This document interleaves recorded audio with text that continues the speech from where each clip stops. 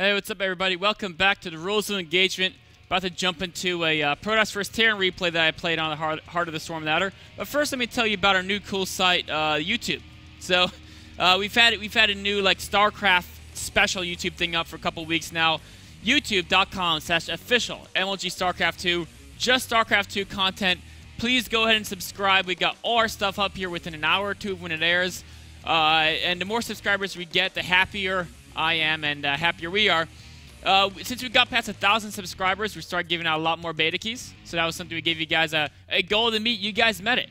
But Call of Duty, in fact, let me check them out. Call of Duty, they're still way ahead of us at just under 5,000 subscribers. So we still got some work to do. So please go ahead, subscribe, get access to all this great StarCraft 2 content, and help us out just a little bit.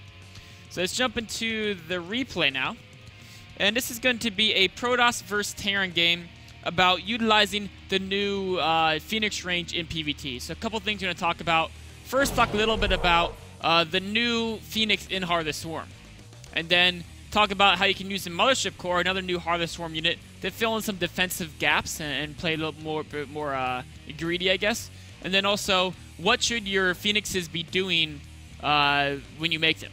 What should you do with them? Just kind of hang around and chat, or should they be harassing? Should they join your army? Should you tell your own guys to attack him? No, don't do that one. No, it's pretty obvious. But basically, what should you be using him to do? So as we jump into the game, first let's talk about the new Heart of the Swarm Phoenix. So the new Heart of the Swarm Phoenix starts with 5 range instead of 4. With a range upgrade now, it has 7 range.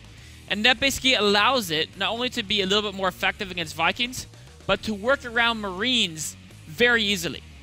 So they can have Marines in their army, and you can fly around outside, 7 range versus 5, pick off medevacs. Fly around on the outside, you might even have opportunities to drive by and take out a couple Vikings while staying out of Marine range. Easier to harass workers. Easier to take out flying buildings that are moving around. It's just much easier to work around the Marines while you're doing damage. So it's much, much more stronger in that regard.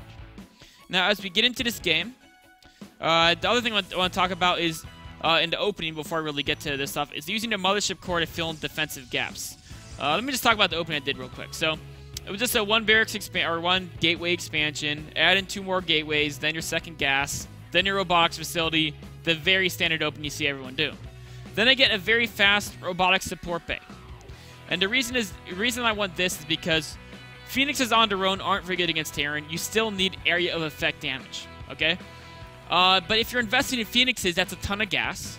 Your area of effect damage is Colossi or High Templar. That's also a ton of gas. You've got to get a lot of gas income. So I want to take a very fast third base to unlock this extra gas.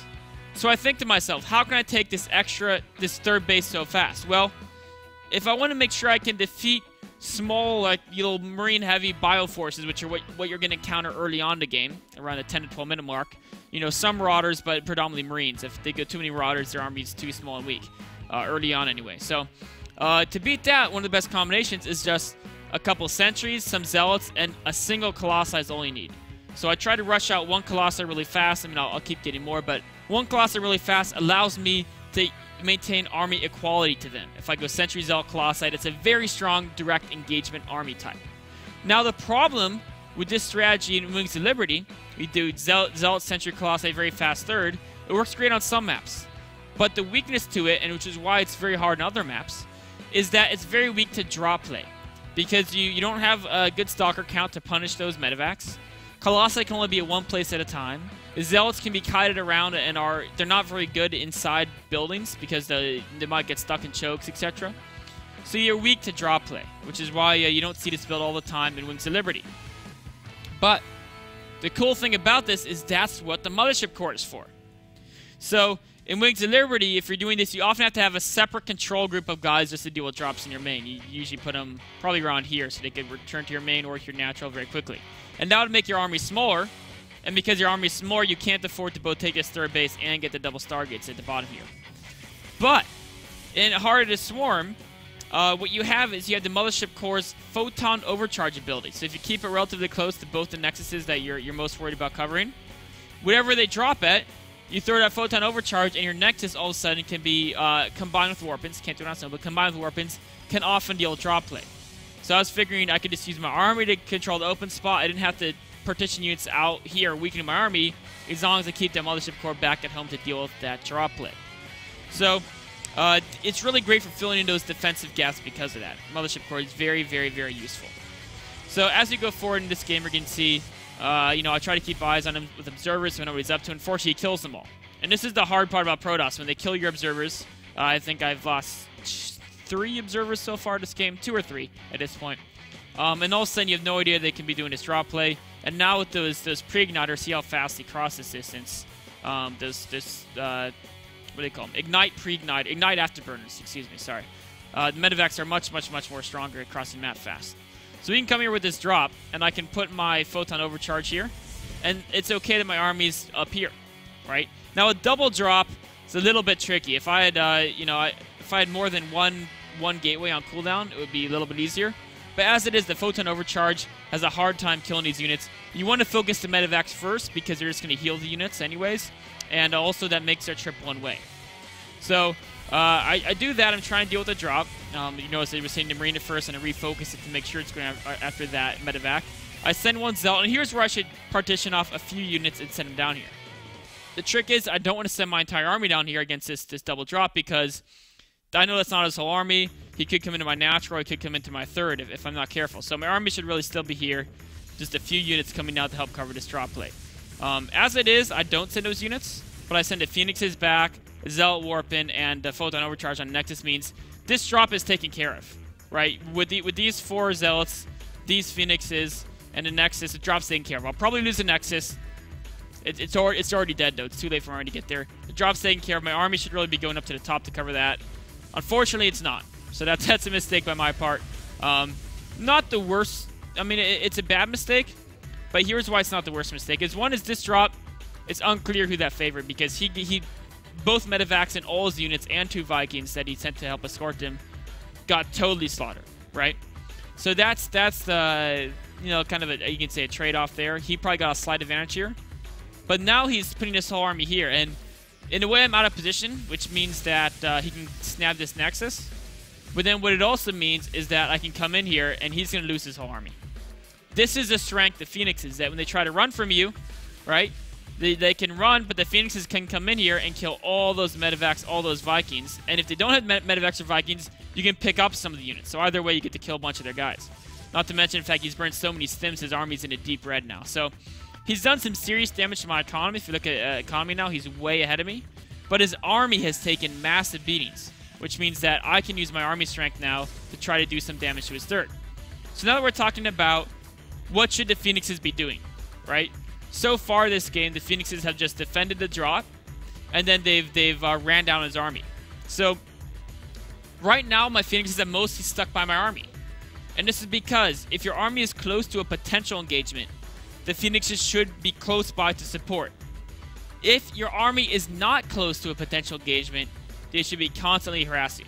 So right now, the Phoenixes are supporting my army because I know I have an army advantage. So I'm going to try to utilize that advantage to equalize the economy by kicking him off his third base, right? So that's exactly what I'm doing here. And of course, this is the other thing that's so strong about the Phoenixes now. They don't even have the buff yet, the range upgrade. I haven't gotten it yet. There's only 5 range. But 5 range over 4 is actually a very significant difference as far as they're trying to work around an army, avoiding the marine elements, and then picking off at those medevacs. So it's still a giant increase in the potential strength of the Phoenixes. Now I'm at this point where I see he's deciding to engage me, right? I know 2 things. He's lost, he only has a couple medevacs left, right? And his army is fairly hurt, right? Maybe I could win this battle because he's so overstimmed. But why should I even take it, right?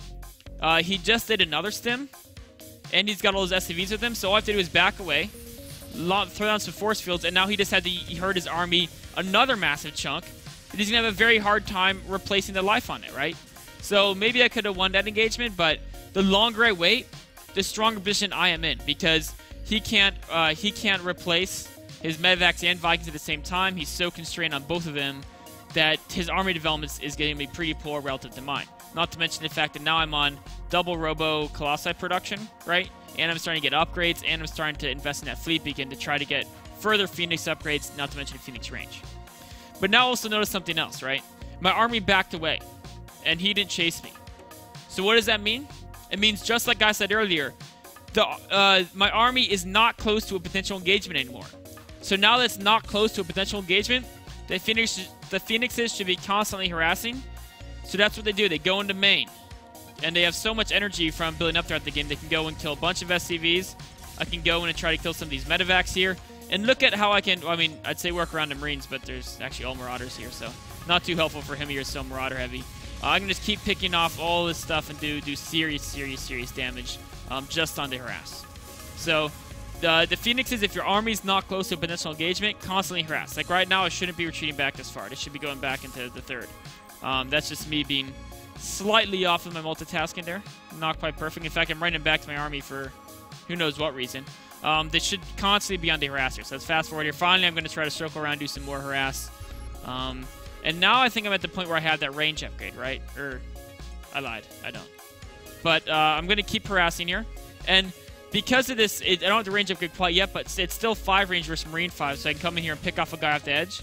That was a little risky because the Viking volley killed a Phoenix. Not worth it. But if I can bait out stims, or if I can just kind of look for an opening to get a kill, that's what's really strong.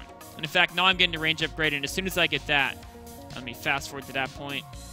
As soon as I get that range upgrade, then the harass becomes much stronger. You can even circle the army.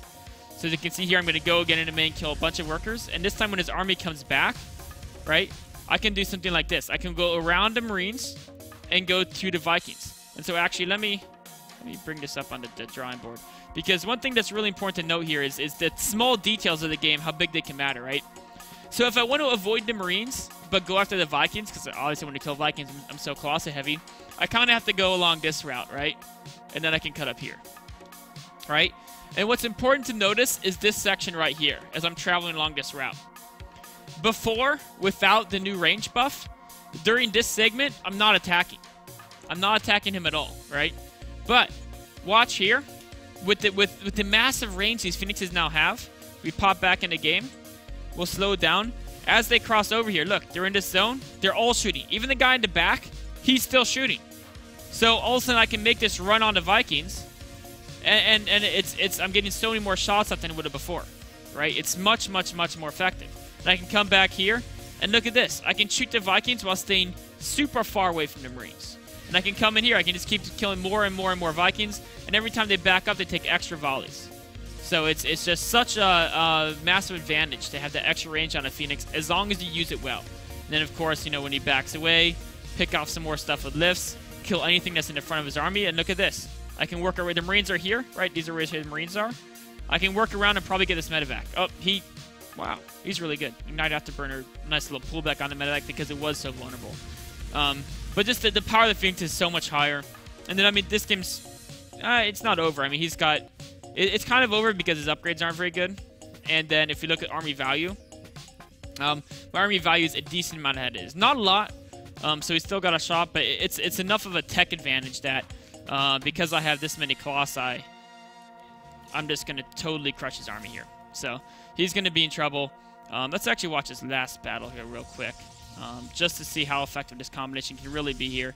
And even I mentioned how strong that extra range is on the harass. It's also really strong on the battles, because when you're attacking the Vikings, look at this. I don't have to go over the Marines at all. And with this high Colossi count, he's trying to use the buildings to tank, so I back away, keep making him bait stims. And then as soon as he backs away far enough, I'll take this opportunity to kill the buildings. So next time we engage, I don't have to worry about that, those tanking any shots. And then of course, just too many Colossi, run over his whole army, and that's gonna be the game right there.